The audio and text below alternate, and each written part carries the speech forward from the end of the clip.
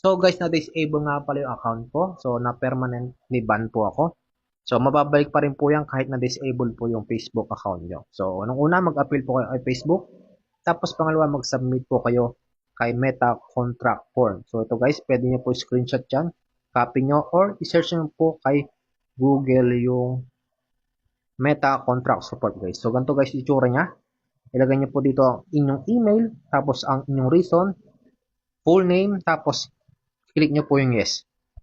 So, step 2, eto guys, dapat po meron kayong ID, kahit anong ID po, government ID, tapos mag-i-email kayo guys dito. Sa dalawang email po, dalawang email po ang sisendan nyo. Tapos ito guys, copy nyo to.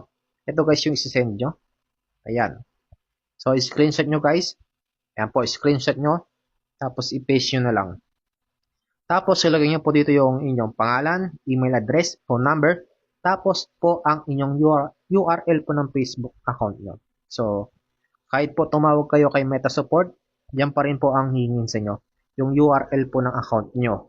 So, tapos pangatlo guys, mag-appeal po kayo sa health center. So, ito guys, copy nyo or i-search nyo po sa Facebook. Ay, search nyo po sa Google. So, ganito po itsura nyo guys. Ayan.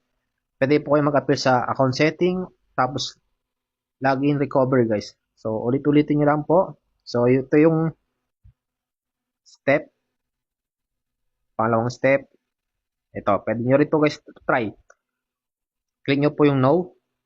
Tapos, ayan. Tapos, select. Tapos, lagay nyo dito yung reason nyo. Pwede nyo guys paulit-ulit po. Pwede nyo po ulit-ulitin. So, same lang guys. Ayan. Tapos, pwede kayo pumili dito kung anong suspend, disable. Pwede nyo po guys yan. Pwede nyo po mag-submit lang po guys. So, ganyan lang guys ginawa ko.